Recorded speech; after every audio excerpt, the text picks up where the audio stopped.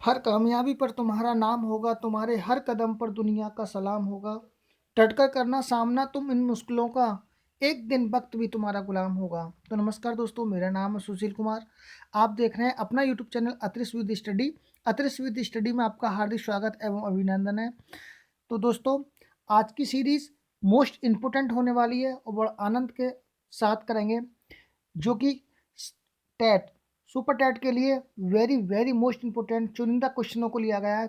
चलो चलते हैं, करते हैं अपने क्लास को स्टार्ट। तो प्लीज़ दोस्तों, एक बार आपसे रिक्वेस्ट है कि आप अपने नोट्स बुक्स एंड पेंसिल्स निकाल लीजिए और वन लाइनर नोट्स को बनाते रहेंगे। जहाँ पर ज़रूरत पड़ेगी उसको नोट डाउन कर लेंगे।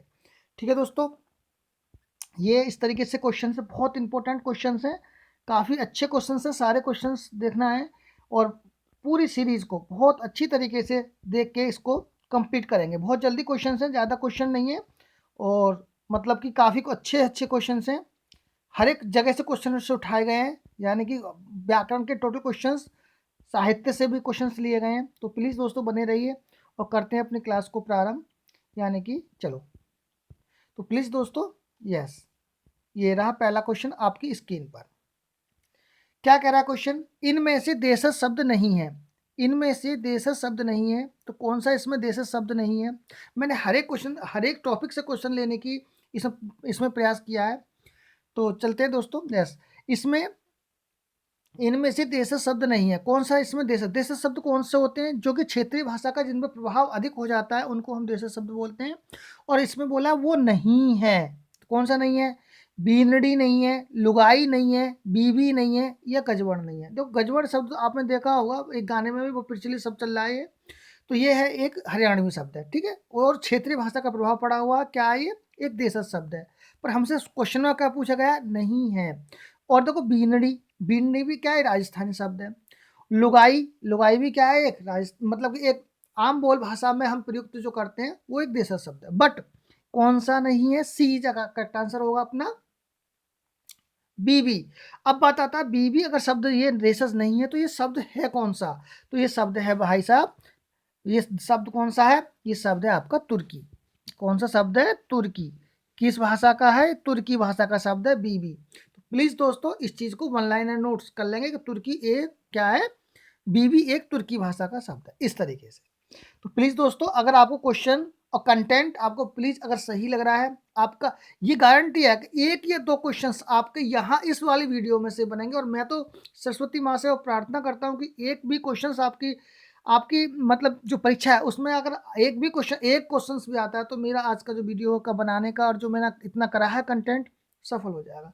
तो प्लीज़ दोस्तों, आपके और आपके माता पिताओं को मेरा चैनल स्पर्श भी है, तो प्लीज़ एक बार like and subscribe. Like subscribe से बस कुछ ज़्यादा कुछ नहीं होता है, उसमें सिर्फ ये है कि हमारा मोटिवेशन बनता है। तो आगे क्या वीडियो बनाने का मतलब जो एक साहस है वो क्रिएट होता है। तो प्लीज़ दोस्तों इसमें ईर्ष्या नहीं करेंगे, एक लाइक सब्सक्राइब, और जो हमारे पुराने मित्र हैं वो शेयर, और जो हमारे नए हैं वो सब्सक्राइब कर लेंगे। ठीक है दोस्तों, तो चलते हैं और नेक्स्ट क्वेश्चन पर बात करते हैं। ऋषि, ऋषि शब्द का स्त्रीलिंग क्या है? देखो ऋषि शब्द का स्त्रीलिंग, तो अब ऋषि शब्द का स्त्रीलिंग क्या होगा? जैसे कि ऑप्शन नंबर 1 में दिया है ऋषिणी, ऋषि पत्नी, ऋषिका या ऋषि। तो स्त्रीलिंग के बारे में बात करी गई है ऋषि, तो इसमें हमारा option number C is the correct answer होगा ऋषि। ऋषि का क्या होगा? ऋषिका। ऋषि का क्या है? एक क्या है? एक स्त्रीलिंग शब्द है। यस दोस्तों, तो मैं यहाँ से कुछ आपको एक होमवर्क में कुछ वर्क दे रहा हूँ, प्लीज़ दोस्तों इसको लिख लेंगे। जो मैं आपको होमवर्क में वर्क दे रहा हूँ ये आप कमेंट बॉक्स में कमेंट कर देंगे, ठीक है। तो जैसे कि अब मैं आपको कुछ दो तीन ही है इसमें जो इंपॉर्टेंट है आने वाले हैं, जैसे ज्ञानवान है, ज्ञानवान, ज्ञान और वान, इसका बताएंगे आप स्त्रीलिंग क्या होगा ज्ञानवान का। एक प्लीज बहुत इंपॉर्टेंट है, दाता लिखो। दाता का क्या है? ये स्त्रीलिंग क्या होगा दाता का? एक नेता का लिखो, नेता का स्त्रीलिंग क्या होगा?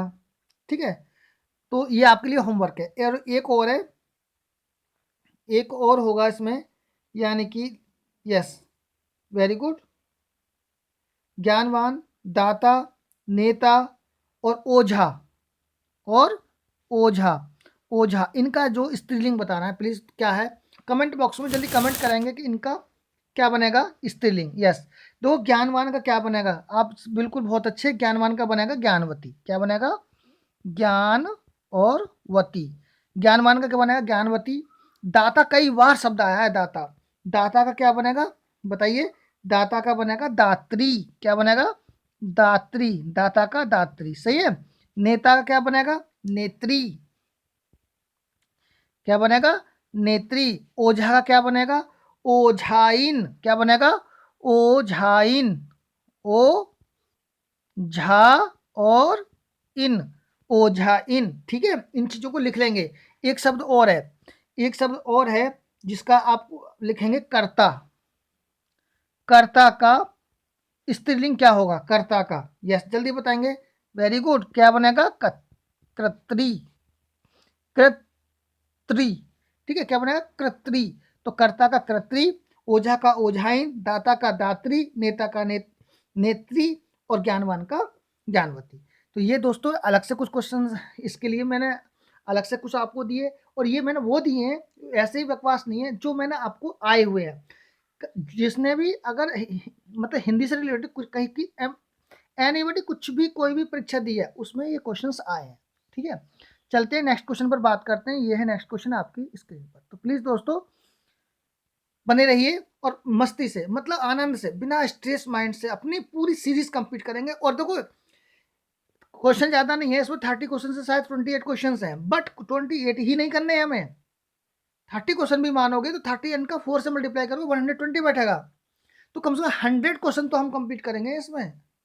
ये नहीं है कि हाँ इसका ये सही है चलो जी आ गए, इसका ये सही है चलो, ऐसा कुछ नहीं है। अगर मैं ऐसे ही करता तो अब तक तो 10 क्वेश्चन पे होते। यस, चलते हैं नेक्स्ट क्वेश्चन पे बात करते हैं। उत्साह। उत्साह का पर्यायवाची शब्द नहीं है, ठीक है। उत्साह है, उत्साह मतलब क्या है, उमंग। उमंग आ गई तो उत्साही तो आएगा। आवेग में कहते हैं मैं उत्साह में आ गया भाई, आवेग में आ गया, जोश में आ गया।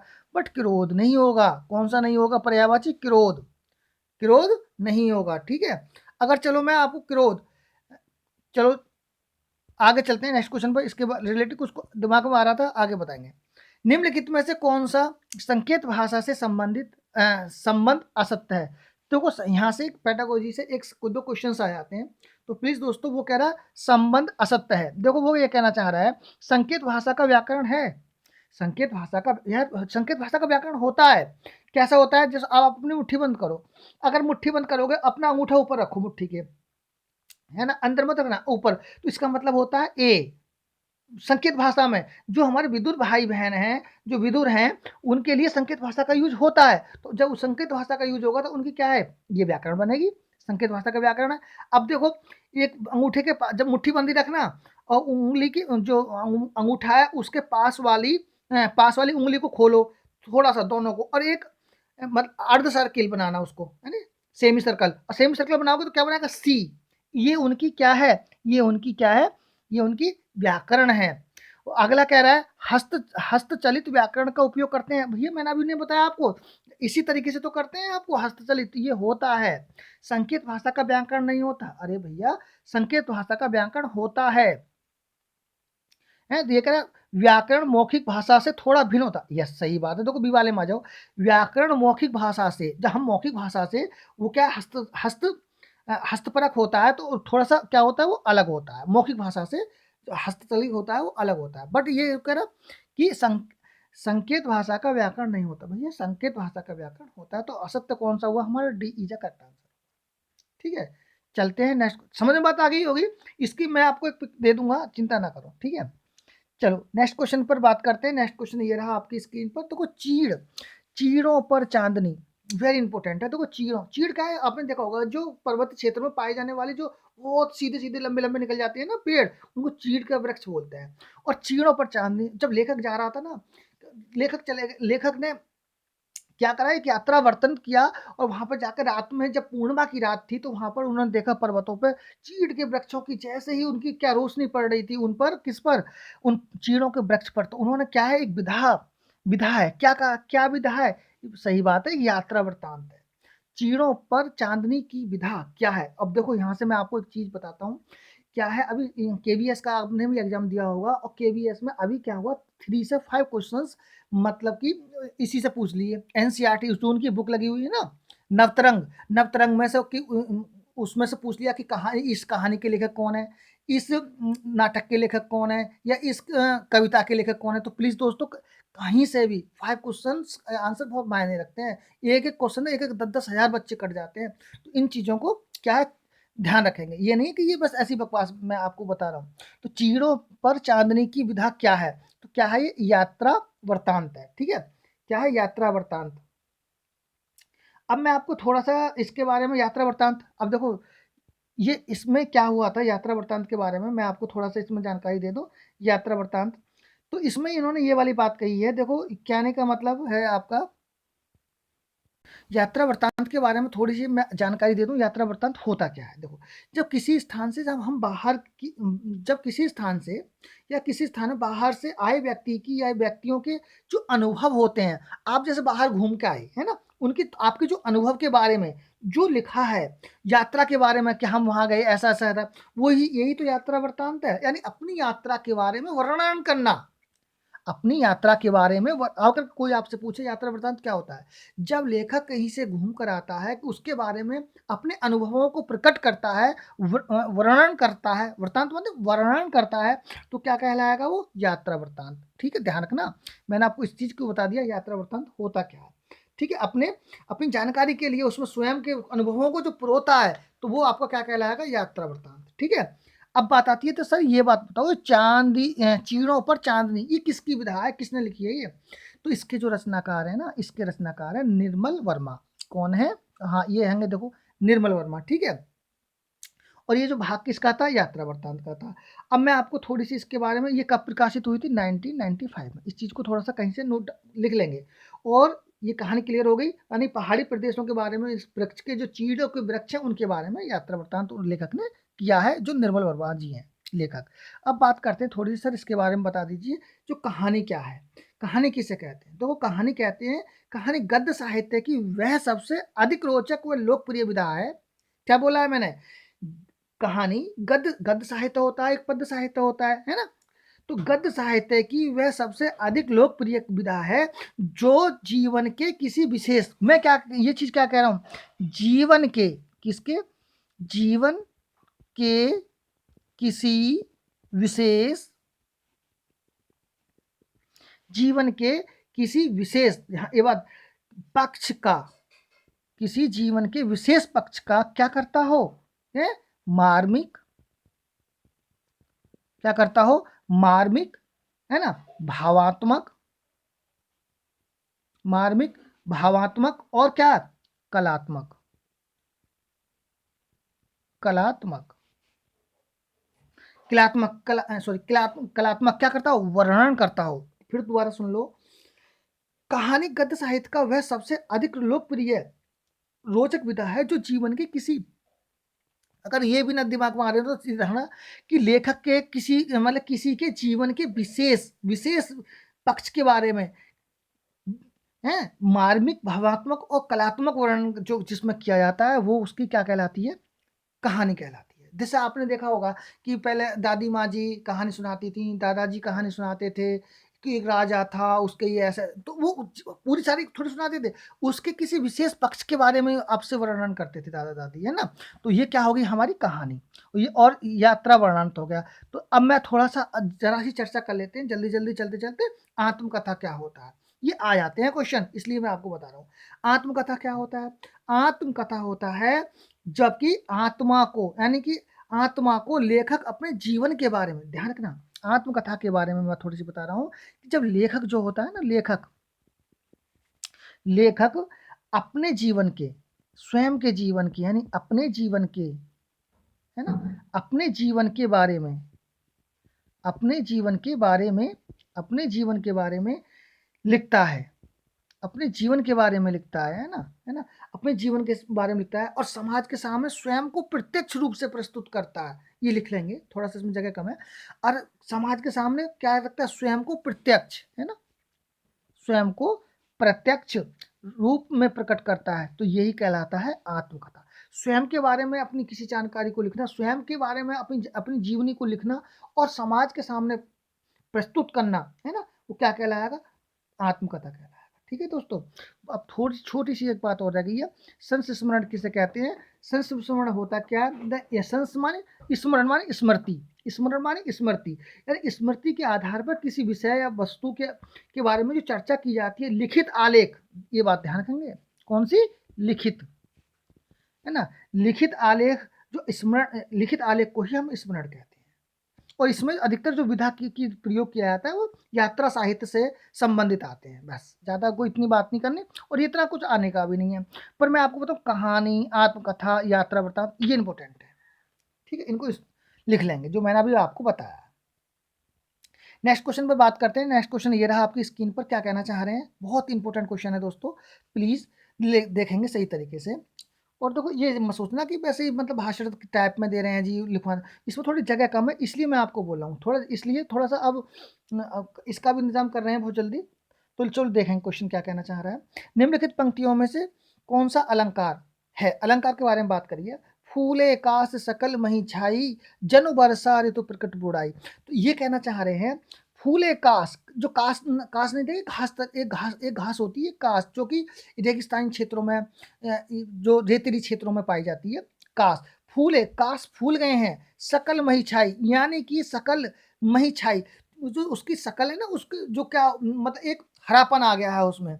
जन बरसा ऋतु प्रकट बोड़ाई, माने क्या है, ऐसा प्रतीत हो रहा है जैसे कि प्रकट हो रहा है क्या, कि मतलब जो ऋतु ऋतु प्रकट बोड़ाई, मतलब वर्षा ऋतु ही पास में आ गई है, और इस तरीके से वे हरे भरे से दिखाई देने लगे हैं। कौन? काश के पौधे, काश के जो फूल ऊपर आते हैं ना वो। तो इसका तो भावार्थ हो गया ये, बट इसमें ये नहीं पूछा, भावार्थ नहीं, वो कह रहा अलंकार बताइए। तो अतिशयोक्ति अलंकार है, अनुप्रास अलंकार है, उत्प्रेक्षा अलंकार है, उपमा अलंकार। चलो अभी बात करते हैं, वेरी गुड, बहुत अच्छे। अभी बात करते हैं, आपका आंसर भी आने लगा। देखो, यहाँ जहां पर उपमेय में उपमान की संभावना, ध्यान रखना इन बातों को। फूले काश, फूले काश का मतलब क्या है? फूले काश, ये क्या है? फूले काश उपमेय, क्या है ये? उपमेय।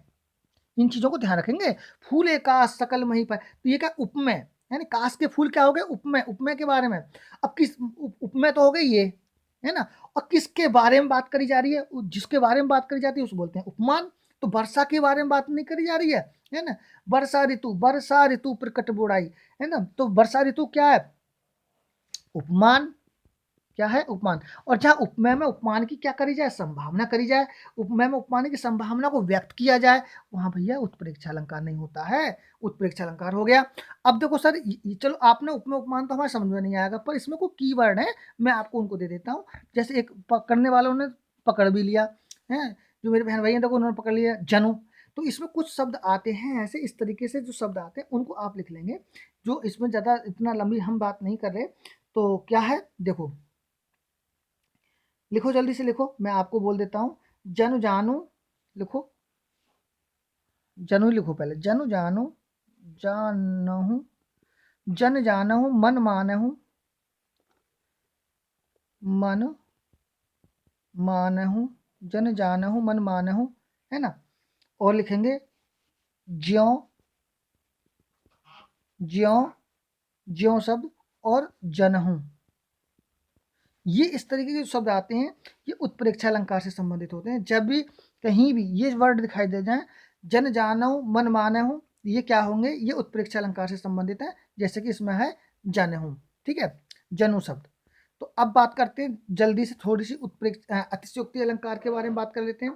अतिशयोक्ति अलंकार क्या होता है? जहां पर आपको ये लगे कि किसी बात को इतना बड़ा चढ़ाकर कहा गया है कि ये वो बात हो असंभव है, तो असंभव आपको बात को ही संभव करके दिखाया गया है ना। मतलब बात को इतना बड़ा चढ़ाकर, यानी कि वो एक उदाहरण उसका भी है ना, हनुमान की पूंछ में लगन लगने न पाई आग, लंका सारी जल गई, गए निशाचर भाग। अरे आग भी नहीं लगी, निशाचर भी भाग गए, और दूसरी क्या हुआ? लंका भी जल गई। तो ये बात को, एक ही बात को इतना बड़ा चढ़ाकर कह देना अतिशयोक्ति अलंकार के अंतर्गत आता है। अनुप्रास अलंकार, जहां पर वर्णों की आवर्ती है ना, किसकी आवर्ती? वर्णों की, ध्यान रखेंगे।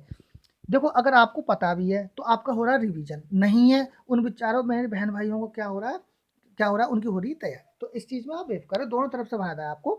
अनुप्रास अलंकार क्या होता है? जहां वर्णों की आवृत्ति बार बार होती है, ठीक है, समझ में बता कि। अब आता है उपमा अलंकार, जहां उपमेय में उपमान का, उपमेय में उपमान का भेद रहित आरोप होता है, वहां पर क्या होता है उपमा अलंकार। और इसकी मैं आपको छोटी सी एक ट्रिक बता देता हूँ, ये जल्दी से इस बात को लिख लेंगे।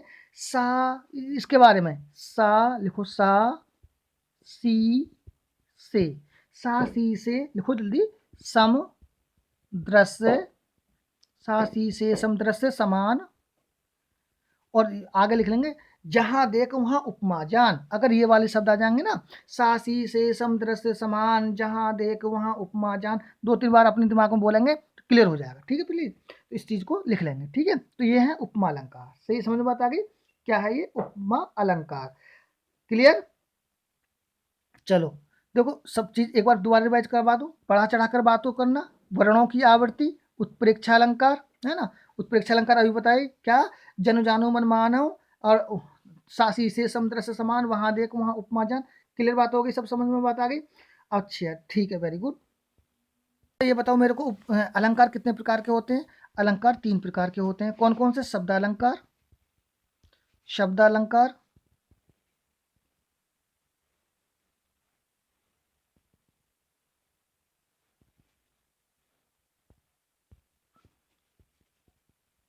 शब्द अलंकार, और दूसरा क्या है अर्थालंकार, अर्थालंकार, अर्थालंकार, शब्द अलंकार, और नंबर 3 उभय अलंकार, उभय अलंकार। तो ये तो इतना इंपोर्टेंट नहीं होता, पर ये दोनों जरूर आते हैं, शब्द अलंकार और अर्थालंकार। ठीक है, इन चीजों को लिख लेंगे। मैंने ये बता दिया अलंकार कितने प्रकार के होते हैं, अलंकार 3 प्रकार के होते हैं। इनमें से 3-4 अलंकार, चारों अलंकार के बारे में बात कर ली हम लोग। चलते हैं नेक्स्ट क्वेश्चन पर बात करते हैं। नेक्स्ट क्वेश्चन ये रहा आपकी स्क्रीन पर, दुख ही जीवन की कथा रही, क्या कहूँ आज जो कही नहीं। तो ये बहुत अच्छी विधा है, इसके बारे में है, दुख ही जीवन की विधा रही, बहुत ही क्या बात है। तो देखो इसमें दुख प्रकट किया गया है, और दुख का मतलब क्या होता है, शोक, है ना। दुख का मतलब क्या होता है, शोक। दुख का स्थायी भाव क्या होता है, शोक। ध्यान रखेंगे, मैं देखो कहाँ से कहाँ जोड़ रहा हूँ आपको। दुख का स्थायी भाव शोक। तो अब यहाँ पे पहले फिर वहीं वापस आएंगे। वो कहे जीवन की कथा रही, क्या कहूँ आज जो कही नहीं। इसमें बहुत ही अच्छी बात है। इसमें क्या हुआ है, ये जो वृतांत है ना किसके द्वारा कहा गया है, पहले तो इसकी बात करते हैं। महावीर, चलो पहले थोड़ा और बड़ा कर लें, आपको दिखाई नहीं दे रहा, अब तो दिखाई दे रहा है ना, वेरी गुड। उसमें क्या है देखो, महादेव वर्मा जी के द्वारा है। महादेव वर्मा या श्रीमती महादेव वर्मा जी के द्वारा भी नहीं है, सुमित्रानंदन पंत के द्वारा भी नहीं है ना। किसके द्वारा है फिर, जयशंकर प्रसाद के द्वारा नहीं, किसके द्वारा, निराला जी के द्वारा, है ना। सूर्यकांत त्रिपाठी निराला जी, पूरा नाम क्या है, सूर्यकांत त्रिपाठी निराला जी। ध्यान रखेंगे इन बात का होगा, ठीक है। इन चीजों पूरा नाम ही पूछ लेता है कभी कभी। तो अब बात करते हैं ये क्या है। तो ये एक शोक काव्य है। कौन सा काव्य है, शोक काव्य। देखते रहेंगे बस, शोक काव्य मैं कर रहा हूं, आप तो बस चिंता मत करो। बस क्या है, ये शोक काव्य है, ठीक है। और इसमें जो कहा गया है ना, कवि ने क्या करा है देखो, सूर्यकांत त्रिपाठी निराला जी जब ये थी तो इनकी क्या हो गया, तो ये उस समय की विधा है जिस समय सूर्यकांत त्रिपाठी निराला जी की जो एक लड़की थी उसकी मृत्यु हो गई थी, और वे अपने दुख को प्रकट करने के लिए वो कह रहे हैं कि दुख ही जीवन की कथा रही, क्या कहूँ आज जो कही नहीं। मतलब उस समय क्या हुआ था कि इनकी जो लड़की थी उस समय उनकी मृत्यु हो जाती है, और मृत्यु होने के बाद में एक करुण भाव, है ना, कौन सा भाव, करुण, है ना, करुण भाव, भाव, करुण भाव प्रकट होता है, इनके दुख प्रकट होता है, करुण भाव प्रकट होता है ना। तो ये उस समय की बात है सूर्यकांत त्रिपाठी निराला जी की, सही है। तो अब मैं आपको छोटी छोटी दो एक चीजें बता देता हूँ, ये तो समझ में बात आ गई। और ये जो था ये आपको मैंने बता दिया, यस। अब मैं आपको थोड़ा सा इसके बारे में बताता हूँ, श्रीमती महादेवी वर्मा जी के बारे में। श्रीमती महादेवी वर्मा की कुछ जीवनी उनको लिख लेंगे आप, जैसे कि जीवनी कह रहा हूँ, काव्य है इनके, जैसे कि निहार, क्या है, निहार इंपोर्टेंट है। और कब आया था, 1936 में, बहुत इंपोर्टेंट है, कई बार पूछ रहा है। निहार, निहार किसकी है, महादेवी वर्मा जी की है, ठीक है। निहार, निहार किसकी है, महादेवी वर्मा जी की है। तो ये 36 नहीं है दोस्तों, प्लीज इसमें मिस्टेक होगी, 1930 की है, ठीक है। और एक और है इनकी रश्मि, कौन कौन सी है, एक रश्मि है, एक नीरजा है, कौन सी, एक नीरजा है, एक युगवाणी है, युगवाणी, इसको लिख लेंगे युगवाणी, ठीक है। अब देखो मैं आपको थोड़ा सा इसमें बता दूं, ये 30 की हो गई और ये हो गई 1932 की, इसी तरीके से लिख लेंगे। और ये कितनी हो गई, नीरजा, नीरजा कितने की हो गई? 1934 की, 1934 की हो गई। और युगवाणी कितने की हो गई? 1938 की। कितने की? 1938 की। ठीक है। अब महादेव वर्मा की ये मैंने जो मेन इंपॉर्टेंट है, जो आने की संभावना है, मैंने ये आपके सामने लिख दी है, आप एक बार इसमें लिख लेंगे। निहार किसकी है? महादेव वर्मा की। रश्मि किसकी है? महादेव वर्मा जी की है। और नीरजा भी इन्हीं की है, और युगवाणी भी इनकी है। और मैंने आगे इनके ये जो डेट थी मेंशन कर दी। अब आग करते हैं सुमित्रा नंदन पंत के बारे में, जरा सी जल्दी जल्दी बात कर लेते हैं सुमित्रा नंदन पंत के बारे में। इनकी है एक वीणा, बहुत इंपॉर्टेंट है। कौन सी? वीणा। वीणा भी इनकी है। कब आया था? 1919 में। ठीक है, एक वीणा आ गई है ना। और पल्लव, कौन सी? पल्लव, बहुत इंपॉर्टेंट है पल्लव। पल्लव कब आई थी? 1926 में आई थी। और एक युग, और ये क्लियर हो गया? Very good. और अब बात करते हैं इनकी जयशंकर प्रसाद की। जयशंकर प्रसाद के बारे में थोड़ी सी बात कर सकते हैं। जयशंकर प्रसाद, जयशंकर प्रसाद की बहुत इंपॉर्टेंट है, दो एक हैं इनके बारे में लिख लेंगे। जयशंकर प्रसाद के प्रेम पथिक, कौन सी? प्रेम पथिक। प्रेम पथिक एक एक इंपॉर्टेंट है। 1909 में आई थी प्रेम पथिक इनकी। और चित्रा, चित्राधार, कौन सी? चित्राधार, इनकी है चित्राधार। ठीक है, 1981 में आई थी ये। और इन चीज़ों को, ये प्रेम पथिक इंपॉर्टेंट है इनकी, इतना चित्रधार तो इतनी नहीं है। कानन कुसुम बहुत इंपॉर्टेंट है। कानन कुसुम, कानन कुसुम बहुत इंपॉर्टेंट है। कानन कुसुम। और 1913 में आई थी। झरना, झरना भी इनकी बहुत इंपॉर्टेंट है। 1918 में आई थी झरना। आंसू, आंसू भी इनकी इंपॉर्टेंट है। आंसू, आंसू आई थी कब? आंसू आई थी 1935 में।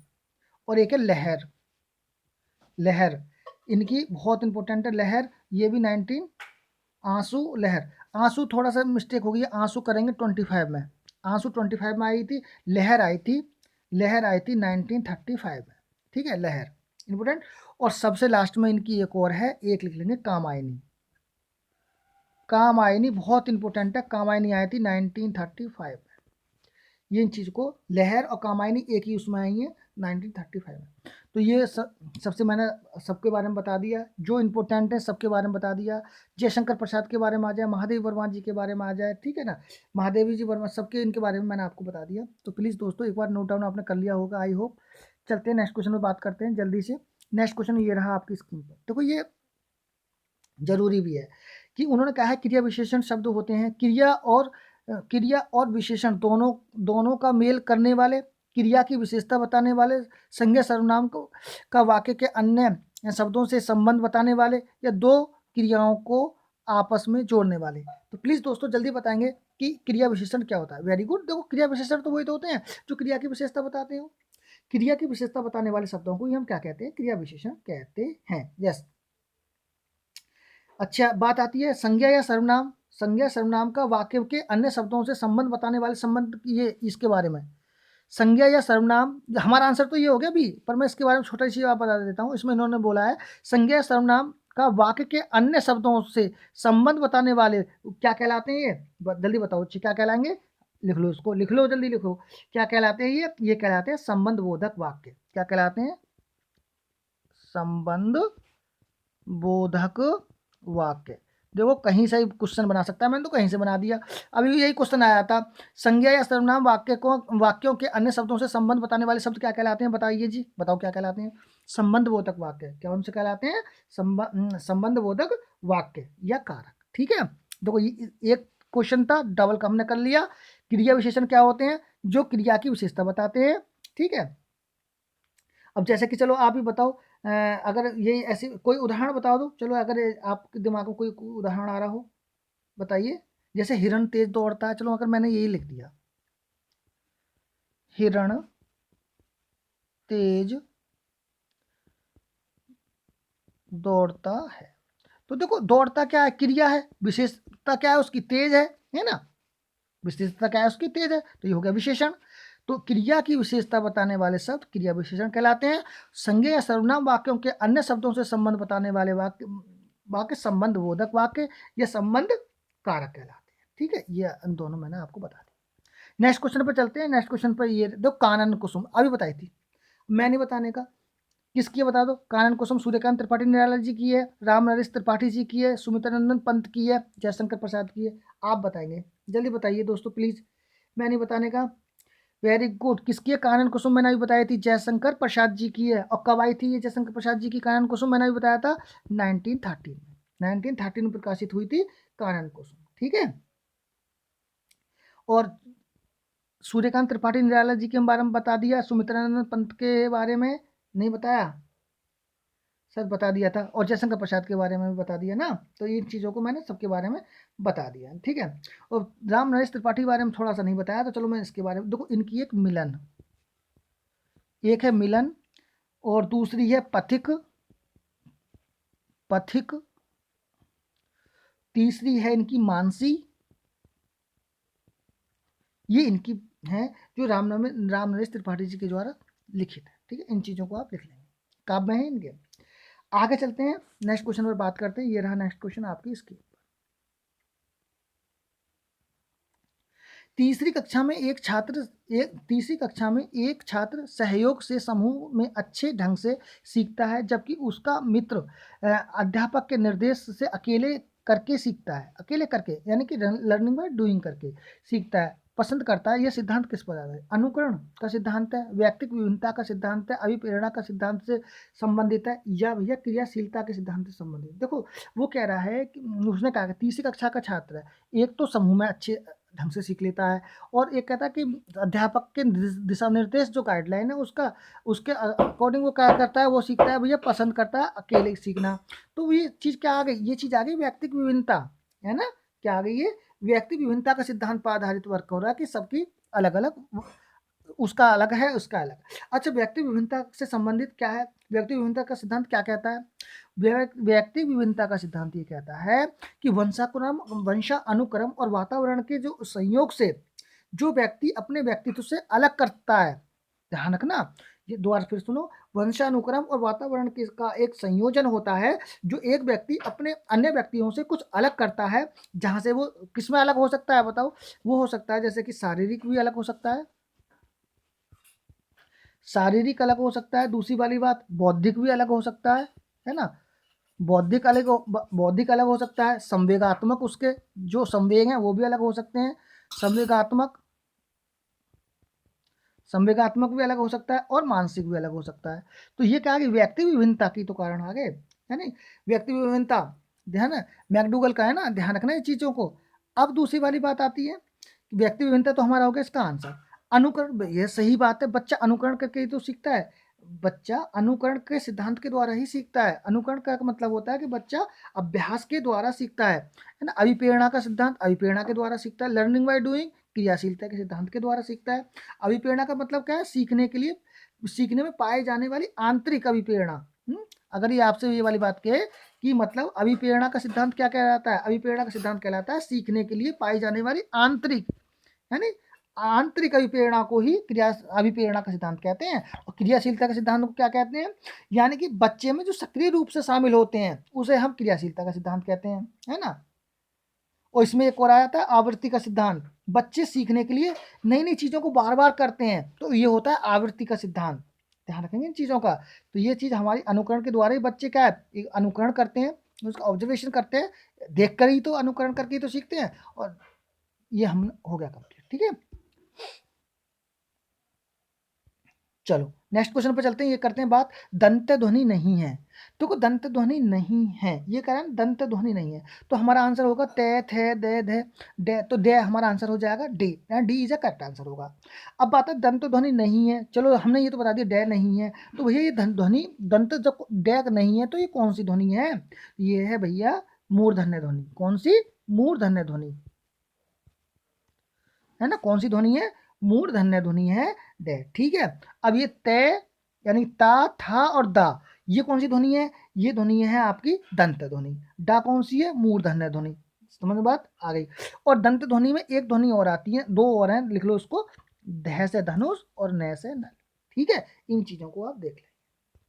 चलते हैं नेक्स्ट क्वेश्चन पर बात करते हैं। ये रही, देखो अब तक तो आपने ये तो पढ़ा होगा, जिसकी लाठी उसकी भैंस, लोकोक्ति या मुहावरा बताइए जी, है ना। जिसकी लाठी उसकी भैंस। इसमें अब इसमें ये नहीं पूछा, इसमें पूछा सर्वनाम बताओ, इसमें कौन सा सर्वनाम है? पुरुषवाचक सर्वनाम है, संबंधवाचक सर्वनाम है, निजवाचक सर्वनाम है, निश्चयवाचक सर्वनाम है। प्लीज दोस्तों अब तो एक लाइक तो कर ही लो कम से कम, है ना। पढ़ने में अगर आनंद आ रहा हो तो एक लाइक सब्सक्राइब शेयर तो बन ही जाता है। इन चीज़ों को तो थोड़ा सा हमारी तरफ भी देख लो। चलो ठीक है, ज़्यादा आपसे इन चीज़ों को थोड़ा सा देखो कहना पड़ता है, पर ये मेरे भाई बहन प्लीज़ इस चीज़ को थोड़ा सा भी हमारी तरफ भी, है ना। इसमें कुछ नहीं है, तो आपके सपोर्ट की मुझे ज़रूरत है, और मैं काम करने के लिए डोंट वरी, आपको वो कंटेंट देने के लिए तैयार हूँ, तो आप चिंता ना करो। देखो वो कह रहा है जिसकी लाठी उसकी भैंस, उसमें सर्वनाम बताओ। आपने अभी तक जितने ट्रेंड में क्वेश्चन चल रहे हैं ना, आपने देखा होगा यहाँ लोकोक्ति मुहावरे ये लिखा हुआ होता है, पर सर्वनाम लिखा नहीं होगा। आप देख लेना, विश्वास करके देखो। चलो अब इसमें इस बात को छोड़कर आगे क्वेश्चन पे चलते हैं। कौन सी है वो? पुरुषवाचक सर्वनाम, संबंधवाचक सर्वनाम, निजवाचक सर्वनाम या निश्चयवाचक सर्वनाम? जल्दी बताएंगे भाई, जल्दी बताओ। जिसकी लाठी उसकी भैंस, वेरी गुड, बहुत अच्छा आंसर। संबंधवाचक सर्वनाम, कौन सा? संबंधवाचक सर्वनाम है जिसकी लाठी उसकी भैंस। इसमें कौन सा सर्वनाम है? संबंधवाचक सर्वनाम। अब जी अब हमें ये बताओ जी, संबंधवाचक सर्वनाम कौन कौन से? संबंधवाचक सर्वनाम का मतलब क्या होता है? तो इसका मतलब होता है जो सर्वनाम किसी दूसरी संज्ञा या सर्वनाम से संबंध दिखाने के लिए प्रयुक्त होते हैं, वहां संबंधवाचक सर्वनाम होता है। मैंने क्या बोला? लिख लो, जो सर्वनाम, लिखो जो सर्वनाम किसी जो सर्वनाम किसी दूसरी संज्ञा या सर्वनाम संज्ञा या सर्वनाम से संबंध संज्ञा या सर्वनाम से संबंध संज्ञा या सर्वनाम से संबंध दिखाने के लिए प्रयुक्त होते हैं, उन्हें हम संबंधवाचक सर्वनाम कहते हैं। और वे कौन कौन से होते हैं? लिखो, वे कौन कौन से सर्वनाम होते हैं? जैसे जिसकी, ये चीज जरूर लिख लेंगे, जिसकी और उसकी, जिसकी और उसकी, क्या है ये? संबंधवाचक सर्वनाम है। कौन से? संबंधवाचक सर्वनाम है, जिसकी उसकी। जिसमें सुना है जिसकी और उसकी, जिसकी उसकी क्या है? संबंधवाचक। जिसकी लाठी उसकी भैंस, ठीक है। और अब क्या हो गया जी? आपने तो अभी ये बताया था जो सर्वनाम किसी दूसरी संज्ञा, यस, लाठी क्या है? संज्ञा है। लाठी क्या है? संज्ञा है।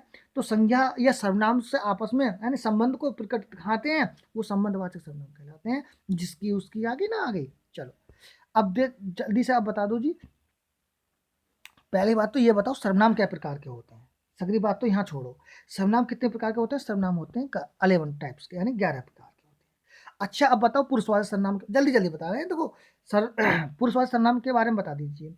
पुरुषवाचक सर्वनाम होता है तीन, इसके 3 टाइप्स होते हैं, उत्तम पुरुष, मध्यम पुरुष और अन्य पुरुष। ध्यान रखेंगे, पुरुष कितने, यहाँ से पूछ लेगा क्वेश्चन, पुरुष कितने प्रकार के होते हैं? पुरुष 3 प्रकार के होते हैं, उत्तम, मध्यम और अन्य। उत्तम कौन कौन से उत्तम है भाई? आप अपने बारे में बता रहे हो तो मैं, है ना, मैं हो गया, मुझे मेरा, मैं मुझे मेरा, ये आप उत्तम पुरुष में गए, अपने बारे में बात कर रहे हैं ना, स्वयं के बारे में, तो उत्तम पुरुष। अब किस, ये बीच वाला होगा उत्तम। मध्यम, मध्यम में कौन होगा? तुम, तुम्हारा, आप, आपसे, आपका, इस तरीके से, है ना। आप, आपका, आपसे, है ना, तुम, तुम्हारा, तुमसे, इस तरीके से जो बात आएगी वो आ जाएगी मध्यम पुरुष में। और अन्य पुरुष के बारे में वह है ना, वह, उसने, है ना, इस तरीके के जो वाक्य आएंगे वो आ जाएंगे, वो शब्द आ जाएंगे अन्य पुरुष में, ठीक है। संबंधवाचक उत्तम पुरुष, मध्यम पुरुष और अन्य पुरुष। पुरुष हो गए 3 टाइप के। संबंध भी हो, देखो संबंध भी हो गया, पुरुष भी हो गया। अब आती है बात, बहुत ये इंपॉर्टेंट है, इसलिए मैं आपको रोक रहा हूँ यहाँ पर, ना तो मैं भी टिक करके चलो जी आगे, चलो जी आगे, ये नहीं कहना।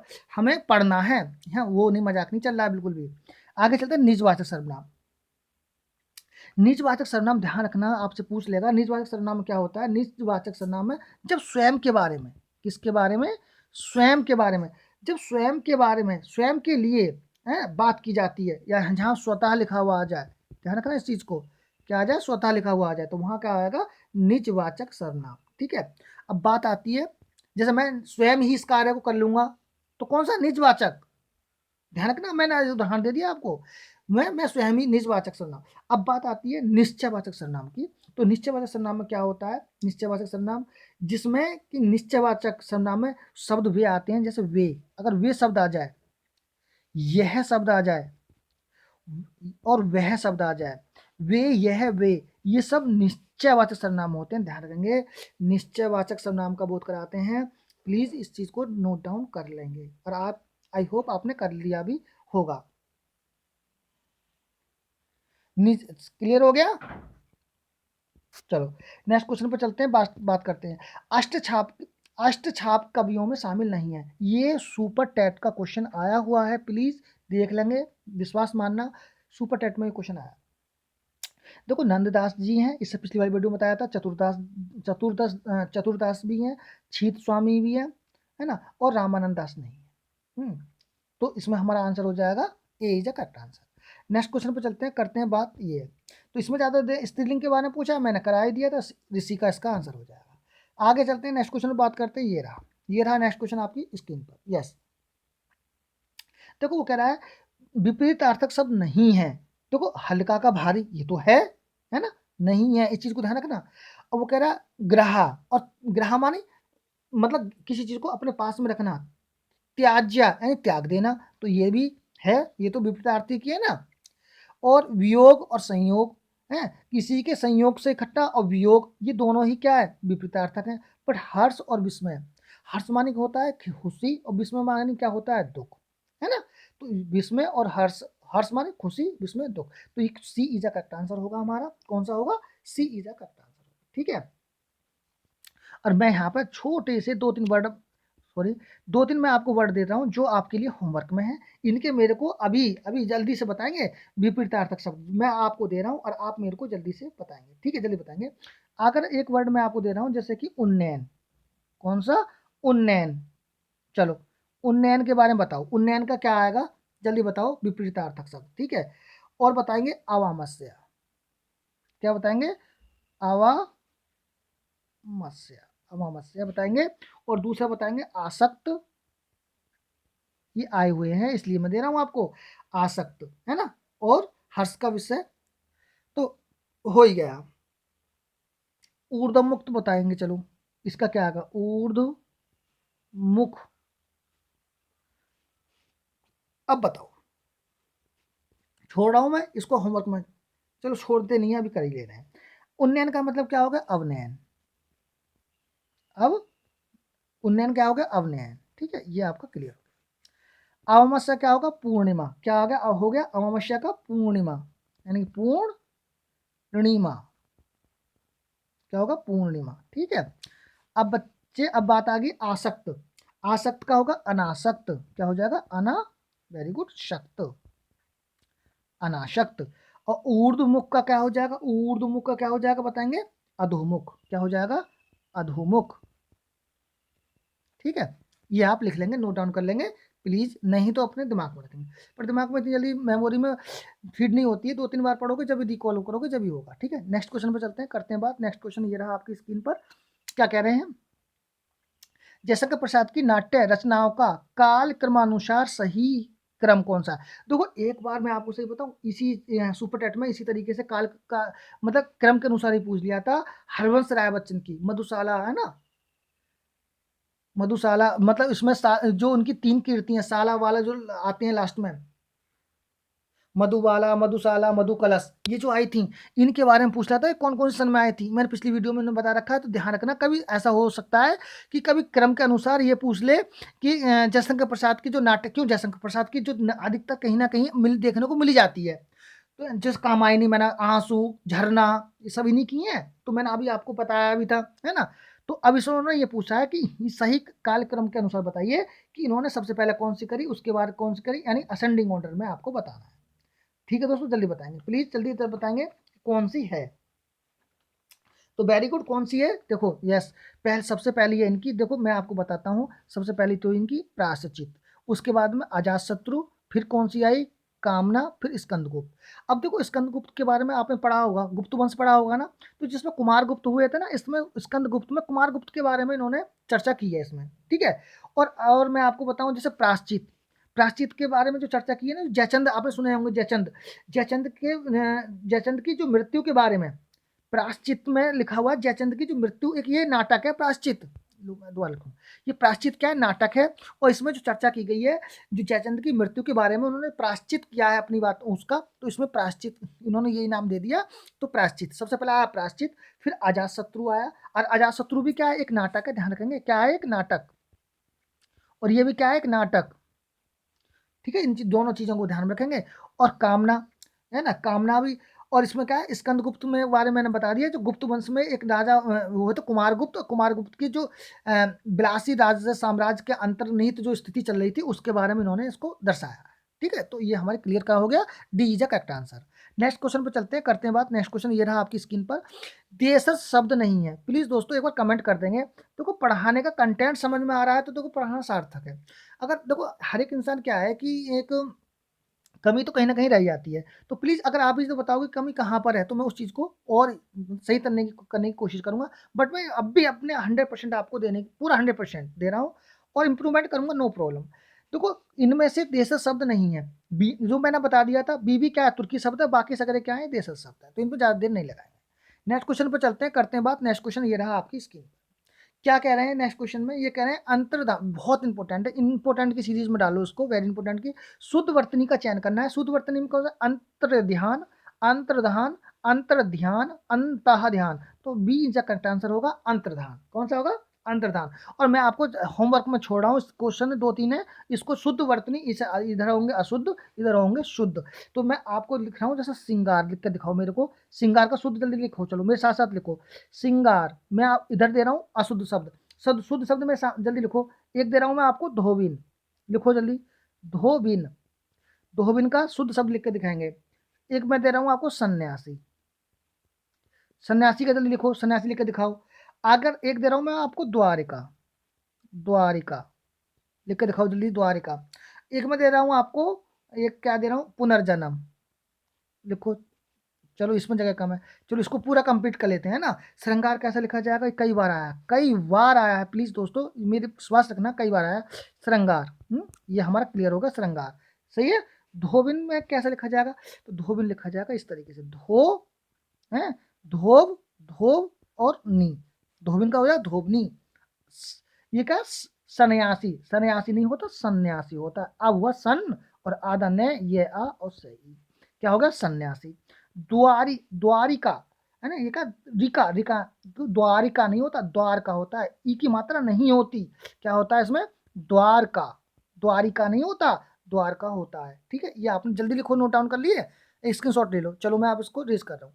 अब दूसरी बात, और दो एक वर्ड है उनको देख लो, जैसे कि साम्राज्य, अगर ये कहीं लिखा हो जाए, ये इसका बताओ जल्दी से मेरे को क्या आएगा, एक आएगा पुनर्जन्म, कौन सा, पुनर्जन्म, पुनर्जन्म। इन दोनों के बारे में और बताओ जल्दी से। देखो क्या है ये, साम्राज्य, साम्राज्य नहीं होता, साम्राज्य होता है, क्या होता है, साम्राज्य, ठीक है, साम्राज्य होता है। पुनर्जन्म नहीं होता, पुनर्जन्म होता है ना, क्या होता है, क्या होता है, पुनः, पुनः, पुनर्जन्म, है ना। ये रह की आवाज यहाँ आएगी, ठीक है, पुनर्जन्म। और इसमें क्या है, रे यहाँ बोला जाएगा, जबकि बोलना है यहाँ पे, ठीक है, ध्यान रखना ये होगा पुनर्जन्म। चलो नेक्स्ट क्वेश्चन पर चलते हैं, करते हैं बात। नेक्स्ट क्वेश्चन ये रहा आपकी स्क्रीन पर, पितृ अनुमति की संधि कौन सी संधि है, ठीक है, पुत्र ना, पितृ अनुमति। देखो अब देखो, पितृ बोला, पितृ, पितृ अनुमति, अनु और मति, पितृ अनुमति। देखो इसमें तो ऋण निकाल लिया आपने, यहाँ से तो निकाल लिया ऋण, और इसमें से निकाल लिया ए, दोनों से मिलकर, दोनों को मिलकर क्या, ऋण बन गई ना, बन गई। और दोनों को मिलकर क्या बन गया, रे, रे बन गया ना, बन गया। तो इसमें कौन सी संधि होगी, यण संधि, कौन सी, यण संधि। अब इसमें कौन सा होगा, पितृ, अरे चलो मैंने अब ये नोट डाउन कर लेंगे, कौन सा होगा, यण संधि। पहले तो मैंने इसके बारे में बता दिया, यण संधि। इसमें से तो ऋण निकाल लिया, इसमें से ए निकाल लिया, दोनों को मिलकर, दोनों के संयोग से रे बना, रे का मतलब हो गया व्यंजन संधि, यानी कि यण संधि में आ गया। यण स्वर संधि ध्यान रखेंगे, और यण स्वर संधि। अब देखते हैं हमारा ऑप्शन कौन सा सही होगा। तो ये बात तो होगी थी हमारी अलग की। इसमें क्या है, अब देखो कौन सा है, वेरी गुड। देखो पितृ, तो इस पितृ अनुमति, अनुमति छोटी की मात्रा नहीं आएगी, ये हमारा गलत आंसर हो गया। पितर मतलब ही नहीं होता, पिता मतलब ही नहीं होता, पितृनुपति, यानी B is the correct answer होगा। और यंस और संधि हमारे इसके अंदर है। नेक्स्ट क्वेश्चन पर चलते हैं, करते हैं बात। नेक्स्ट क्वेश्चन ये रहा अपनी स्क्रीन पर। यस, किस बहुवचन शब्द की वर्तनी सही है? देखो, नदियां और लड़कियां, लड़कियां नहीं बोलेंगे, लड़कियां, हाँ है ना, यहाँ नहीं बोलेंगे। नाक और नासिका के मुंह और नाक से नहीं बोलेंगे, इसको मुंह और नाक से बोलेंगे, है अनुनासिक है नासिक। और लड़कियां, ये लड़कियां है, ये टोपियां, नीतियां, तो पर कौन सा नहीं है, यानी कि B is a correct answer है, ये नहीं है। चलते हैं नेक्स्ट क्वेश्चन पर बात करते हैं। कवि वचन सुधा पत्र, देखो अभी लिखो, चलो चलो चलो चलो लिखो प्लीज, जल्दी नोट डाउन करो, पेंसिल उठाओ, पेन उठाइए प्लीज, अभी उठाओ, मेरे सामने संग उठाओ। ये यहाँ से क्वेश्चन, मेरे को लग रहा है यहाँ से क्वेश्चन आएंगे, यहाँ से एक क्वेश्चन आने की पूरी संभावना है। अभी नोट डाउन करो। तो वो कह रहा कवि वचन सुधा पत्रिका के संपादक कौन थे? किसके? कवि वचन सुधा के, कवि वचन सुधा पत्रिका के संपादक कौन थे, ये आपको बताना है। कवि वचन सुधा के, यस जल्दी बताएंगे, वेरी गुड। कौन है? कवि वचन सुधा, यानी कि भारतेंदु हरिश्चंद्र। भारतेंदु हरिश्चंद्र जो थे, ये कवि वचन सुधा के क्या है, ये है संपादक। अब बात आती है, सर आपने चलो ये तो बता दिया कवि वचन सुधा के ये हैं, अब चले आगे? नहीं, अभी आगे नहीं चलना है, अब यहीं से तो क्वेश्चन बनेंगे। तो कवि वचन सुधा के संपादक तो हो गए भारतेंदु हरिश्चंद्र। अब भारतेंदु ये कब कवि वचन सुधा, ये कब कहाँ से प्रकाशित हुई, कब प्रकाशित हुई, कैसी है, साप्ताहिक है, मासिक है, छमाही है, यही तो बात रहेगी, इन बातों को लिखेंगे। तो कवि वचन सुधा जो थी, ये काशी से प्रकाशित होती थी। कहाँ से? काशी से प्रकाशित होती थी, काशी से प्रकाशित, ध्यान रखेंगे इस बात का। ये पूछेगा आप कई बार पूछा है, काशी से प्रकाशित होने वाली कवि वचन सुधा भारतेंदु हरिश्चंद्र द्वारा लिखित, कब? 1868 में प्रकाशित हुई थी। और कैसी थी? साप्ताहिक। अब बना पूरा क्वेश्चन, है ना। कवि वचन सुधा भारतेंदु हरिश्चंद्र द्वारा 1868 में काशी से प्रकाशित होती थी, जो कि साहित्य कौन सी थी? साप्ताहिक एक पत्रिका थी। अब आया पूरा क्वेश्चन सही निकल के, ठीक है। अब आप जल्दी से इसको नोट डाउन कर लो, या फिर इसका स्क्रीनशॉट ले लो। अब देखते हैं नेक्स्ट बात पे करते हैं। अब भारतेंदु हरिश्चंद्र के बारे में तो हमने बात कर ली, जो हमारा आंसर हो गया। बात करते हैं महावीर प्रसाद द्विवेदी जी के द्वारा, बहुत very important, most very important, Saraswati, कई बार आया है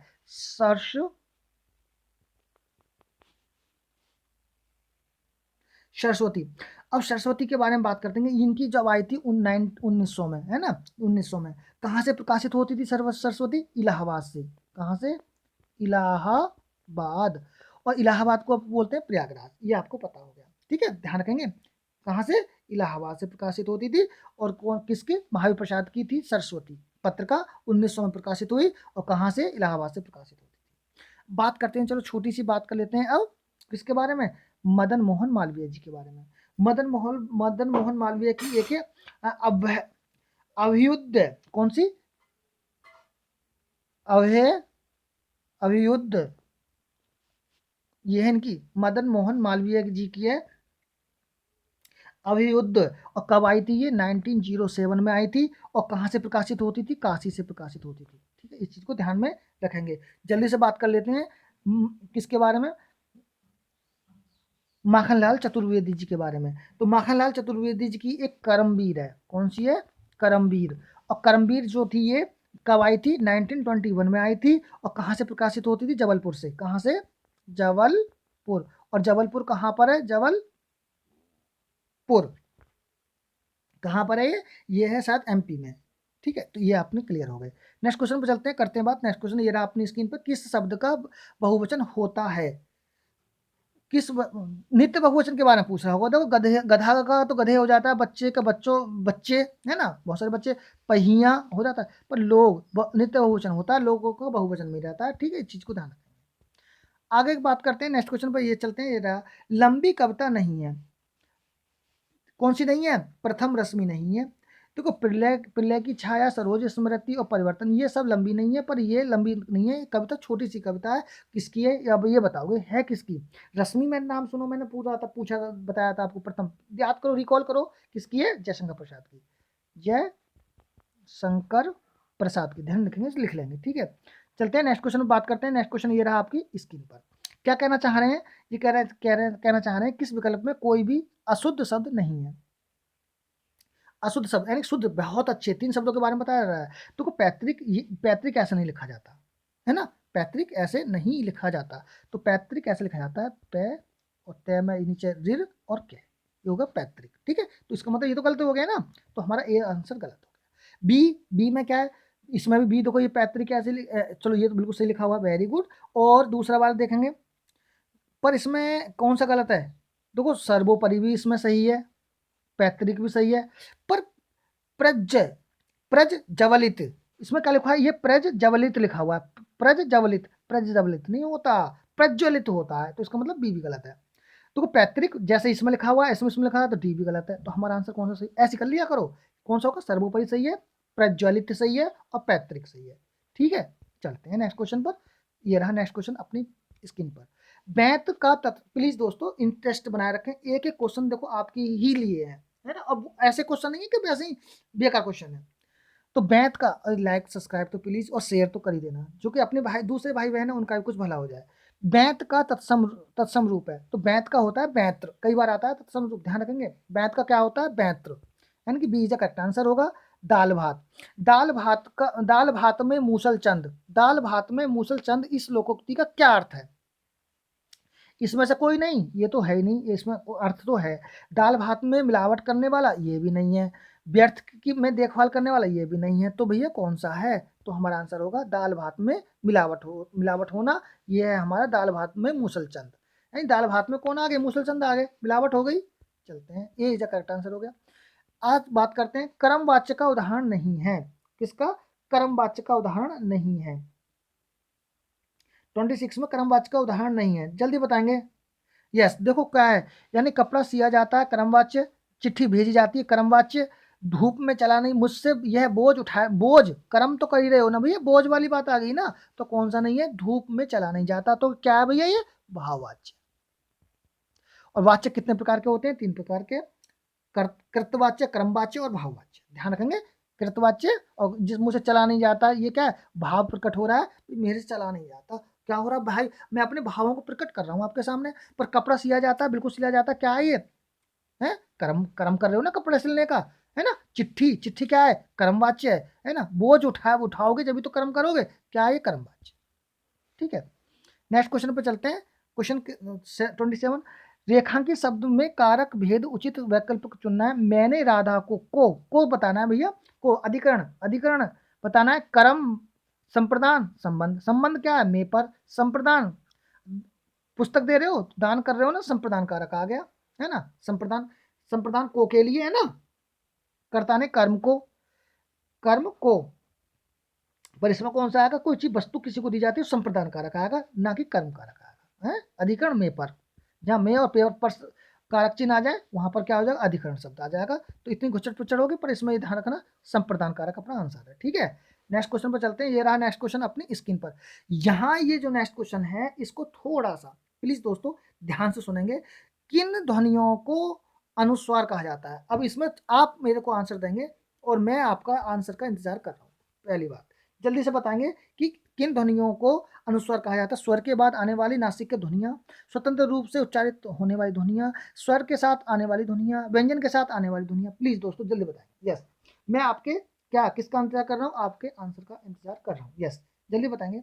यस, देखो बात आती है, मैं आपको 2-3 चीज़ों में इसमें अलग से थोड़ा कुछ बताने की कोशिश कर रहा हूँ, मुझे अब देखना। नंबर 1 बात आती है, सर ये बताइए अनुस्वार क्या होता है? पहले बात तो आप ये इसका मतलब बताइए, अनुस्वार क्या होता है? देखो लिखो, चलो मैं एक बात बता रहा हूँ। अनुस्वार क्या होता है? इसका चिन्ह क्या होता है? इसका चिन्ह होता है ये, ध्यान रखेंगे, ये है अनुस्वार।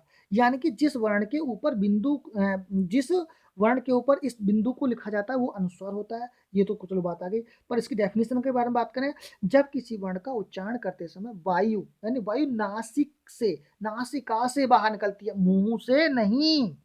मैं ध्यान रखना, किससे बोला हूँ? मुंह से नहीं, केवल नासिका से बाहर निकलती है। किससे? नासिका से बाहर निकलती है, तो उसे बोलते हैं अनुस्वार। इसका जो चिन्ह है वो है ये वाला, ठीक है, बिल्कुल दिमाग में आगे। कौन कौन से होते हैं? जैसे कि ये हो गया ऐं, अण, ने, है, मैं, होता है।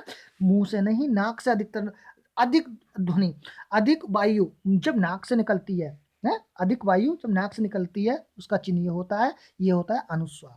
समझ में बात? आ गई। अब अनुनासिक क्या होता है, अब ये बताइए अनुनासिक क्या होता है, अनुनासिक क्या होता है ये बताइए। यस, अनुनासिक, अनुनासिक वो होते हैं, अनुनासिक वो वर्ण होते हैं जिसका उच्चारण करते समय इसका जो योजक चिन्ह होता है ये तरीके से होता है, और जिसमें बोलते समय मुंह और नाक, क्या बोल रहा हूं मैं, मुंह और नाक दोनों चीज है, नासिका और मुंह, इन दोनों से जब वायु बाहर निकलती है ना, इसको बोलते हैं हम, क्या बोलते हैं, अनुनासिक। ध्यान लिख लेंगे मेरी बातों को। आगे बोलते हैं, आगे बात आती है कि सर विसर्ग बताओ, विसर्ग किसे कहते हैं। चलो विसर्ग के बारे में बताते हैं, विसर्ग के बारे में। विसर्ग जब किसी वर्ण में उच्चारण करते समय, लिख लो, जब किसी वर्ण में उच्चारण करते समय उसके अंत में किसकी ध्वनि आए, है की ध्वनि प्रतीत होती हो, है ना, उसे हम विसर्ग कहते हैं। जैसे अतः, है ना, हा की आवाज आ रही है ना, अतः, ध्यान रखेंगे। और हा क्या है, एक कंठ ध्वनि है, ध्यान रखेंगे, क्या कौन सी ध्वनि है, कंठ ध्वनि है। इनके ध्वनि के बारे में बहुत इंपॉर्टेंट, बहुत अच्छी तरीके से मैं आपको बाद में बता दूंगा, परेशान मत होना बिल्कुल, ठीक है। चलते हैं नेक्स्ट क्वेश्चन पे बात करते हैं। हाँ अच्छा, इसका रह गया आंसर, कौन सा हो गया फिर इसका, जल्दी बताओ इसका आंसर क्या होगा, जल्दी बताएंगे इसका आंसर क्या होगा। यस, स्वर के बाद आने वाली नासिक के ध्वनियां, हैं, स्वर के बाद आने वाली नासिक के ध्वनियां, जल्दी बताएंगे। यस, वेरी गुड, आने वाली, ये इज करेक्ट आंसर होगा। स्वर के बाद आने वाली नासिक के ध्वनियां को क्या बोलते हैं हम, हैं, अनुस्वार बोलते हैं। ठीक है, ये बात क्लियर हो गई। चलते हैं नेक्स्ट क्वेश्चन पर, देखते हैं नेक्स्ट। चलो हो गया हमारा सीरीज फिनिश। तो प्लीज़ दोस्तों कैसी रही है हमारी और आपकी यात्रा, आई होप आप खुश रहे होगे, अच्छी यात्रा रही है, इंटरेस्ट बना रहा होगा। और वीडियो करते हैं क्लोज, और आपको आपके माता पिता को चैनल पर प्लीज़ दोस्तों सपोर्ट बनाते रहना, पूरी वीडियो को वॉच करना, अपने बहन भाइयों तक पहुंचा देना, लाइक सब्सक्राइब 2-3 बार बोल दिया, आपकी इच्छा करना या मत करना। धन्यवाद वॉचिंग माई वीडियो।